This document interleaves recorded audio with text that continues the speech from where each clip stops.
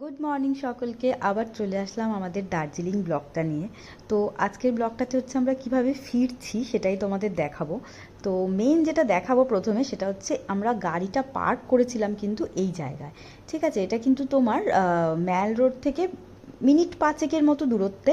দেখতেই পাচ্ছ পার্কিংয়ের দেওয়া রয়েছে, সাইনবোর্ড দেওয়া রয়েছে।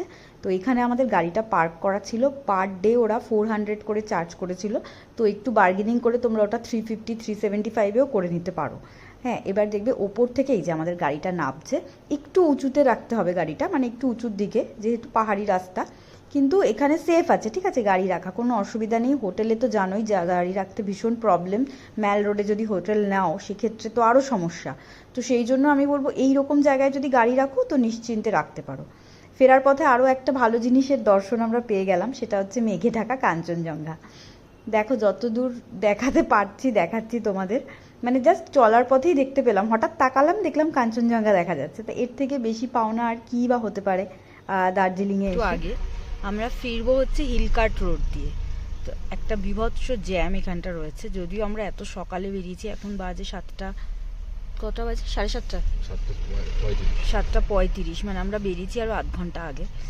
তো তারপরেও এরকম জ্যাম, তো আরও সকালবেলা বেরোলে আমার মনে হয় আরও ভালো হতো। দেখো গাড়িটা অনেকক্ষণ থেকেই জ্যামে দাঁড়িয়ে রয়েছে। তবে এই জায়গাটা একটু জ্যাম থাকে, কেননা ওই সামনে ঘুম স্টেশন, ঘুম মনিস্ট্রি এগুলি রয়েছে। তারপর আবার টাইগার হিলের একটা ব্যাপার রয়েছে। কি বলছো বলো? অনেকগুলো কানেক্টিং রাস্তা রয়েছে টাইগার হিলের, তারপর 3 মাইলের, সব রাস্তাগুলো এক জায়গায় ওখানে মিট আপ হয়েছে মনে হয় জায়গাটা, কানেক্টিং আছে কাশিয়াং এর। যার জন্য এতটা জ্যাম। ওই পাশের গাড়িগুলো ছাড়ছে এবার আস্তে আস্তে, এরপরে এদিকেরগুলো ছাড়বে। দেখা যাক শিলিগুড়ি কটায় পৌঁছোই আমরা। এবার কিন্তু আমরা ঢুকে গেছি তোমার হিলকার্ট রোডে। হিলকার্ট রোডটা হচ্ছে গিয়ে পড়ছে তোমার এনএইচের 110 ন্যাশনাল হাইওয়ে 110-এর আন্ডারে। তো এটা দিয়ে আমরা যাচ্ছি, পাশেই দেখতে পাচ্ছ টয় ট্রেনের লাইন। ঠিক যেমন যেমন রাস্তাটা যাচ্ছে না সেরকমই টয় ট্রেনের লাইনটা যাচ্ছে, এত ভালো লাগছে দেখতে। তো মানে সেই রাজেশ খান্নার গানটা মনে পড়ে যাচ্ছিল আমার। খুব ভালো রাস্তা, খুব সুন্দর রাস্তা। মানে আসার সময়, দার্জিলিংয়ে ঢোকার সময় এতটা চড়াই রাস্তা দিয়ে এসেছি, কারণ ওটা এসেছিলাম আমরা অন্য রাস্তা দিয়ে, 3 চুলে দিয়ে ঢুকেছিলাম, তো সেহেতু অন্য রাস্তাটাও অন্য ছিল। তো ফেরার রাস্তাটা তো আমার এখন অবধি বেশ ভালোই লাগলো। আশা করি সামনের দিকের রাস্তাটাও এরকমই ভালো হবে, কেননা যেহেতু এটা টয় ট্রেনের লাইন না, তো সেহেতু অতটা খাড়াই না রাস্তাটা, মানে বেশ ভালো রাস্তা, স্মুথ রাস্তা আছে। গাড়ি চালিয়েও বেশ, সন্তু বলছিল ভালোই মজা আছে এই রাস্তায়। কাশিয়াং স্টেশনের পাশ দিয়ে আমাদের গাড়িটা নামলো। এখন এটা যাচ্ছে হচ্ছে গিয়ে রোহিণী দিয়ে, রোহিণীর রাস্তাটা দিয়ে আমরা যাব হচ্ছে গিয়ে শিলিগুড়ি। আর এর আগে একটা দেখবে টার্নিং মতো পয়েন্ট পাবে তোমরা, ওখানটা ওয়ান ওয়ে থাকবে। তো একটা নিচের দিকে যাচ্ছে, একটা ওপরের দিকে যাচ্ছে। তো আমরা নিচের দিকে নামবো বলে ওই রাস্তাটা ধরেছিলাম। এখন আমরা ঢুকে গেছি হচ্ছে রোহিণীর রাস্তাটায়। দেখো আকাশে এত মেঘ রয়েছে, মেঘগুলো জাস্ট ভেসে বেড়াচ্ছে রাস্তার উপরে। এতক্ষণ ছিলাম হিলকার্ট রোডে, এখন ঢুকে গেছি রোহিণীর রাস্তাটায়। কাশিয়াং রোড দিয়ে আমরা যাচ্ছি এখন। মোটামুটি আরো দেখাচ্ছে আরো বেশ কিছুটা যেতে হবে, তারপর শিলিগুড়ি।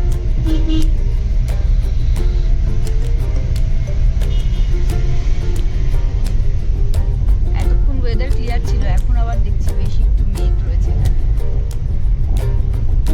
পাহাড়ে তো বোঝা যায় না কখন কিরকম ওয়েদার চেঞ্জ হতে থাকে।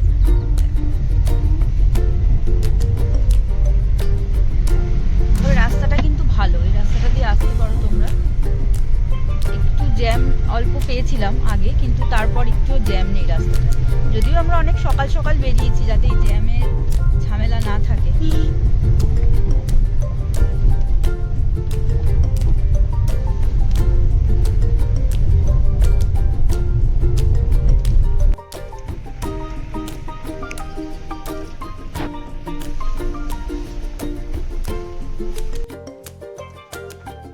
তো যেতে যেতে পেয়ে গেছি একটা ভিউ পয়েন্ট, এখানে লেখা রয়েছে আই লাভ কাশিয়াং। সবাই এখানে ফটো টটো তুলছে, তো আমরাও দাঁড়ালাম একটু।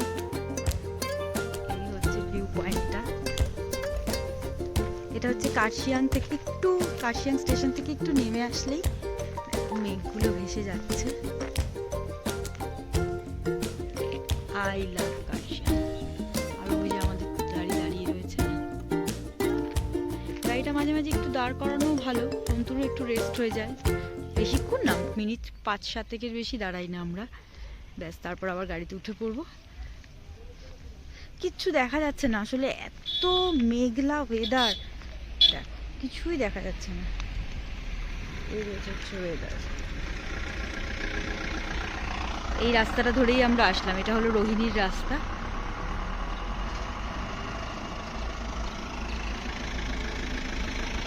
নেমে গেছি আমরা শিলিগুড়িতে নেমেছি, তখন ঘড়িতে বাজে 10টা 15। মোটামুটি 3 ঘন্টা মতন কি একটু বেশি লেগে গেল নামতে। তো এখন আমরা যাচ্ছি হচ্ছে শুকনা ফরেস্টের রাস্তা এটা। তো শুকনা ফরেস্টের রাস্তা দিয়ে আমরা সোজা একদম যাব, আর তারপর কিন্তু আমরা ধরবো হাইওয়ে। তো এই পৌঁছে গেছি মালদাতে পারদেশি ধাবায় আমরা একদম এসে লাঞ্চ করব বলে বসে পড়েছি। থালি অর্ডার করেছিলাম আমরা, দেখতেই পাচ্ছ ছোট ছোট বাটিতে প্রচুর জিনিস সাজিয়ে দিয়ে গেছে। অনেক আইটেম ছিল, বেশি তোমার ভেজ আইটেমই ছিল। আর একটা এক্সট্রা সন্তু মাছ অর্ডার করেছিল, আর পাঁপড় ছিল, ডাল ছিল, সমস্ত কিছু ছিল। এইসব দিয়ে জমিয়ে খাওয়া দাওয়া সেরে আমরা আবার রওনা দিলাম কিন্তু কলকাতার উদ্দেশ্যে। আচ্ছা, আমরা হচ্ছে গিয়ে তোমার এই রাস্তাটা ধরলাম, এটা হচ্ছে গিয়ে তোমার কাপা মোড় থেকে লেফটে নিলাম। তো কৃষ্ণনগর টগর তো পুরো ক্রস করে চলেই এসেছি আগে। এবার হচ্ছে গিয়ে আমরা সোজা গিয়ে হচ্ছে গিয়ে মধ্যমগ্রামের রাস্তাটা নেব, ওখান থেকে আমরা এয়ারপোর্ট। আর বেশিক্ষণ বাকি নেই, 40 কিলোমিটার দেখাচ্ছে কলকাতা বিমানবন্দর। এরপরের রাস্তাটা তো খুবই ভালো রাস্তা। এই যে এই হচ্ছে গিয়ে দেখা যাচ্ছে, হ্যাঁ 40। তো দেখা যাক কটায় পৌঁছাই। দার্জিলিং থেকে গাড়ি স্টার্ট করেছিলাম 7:10-15-তে।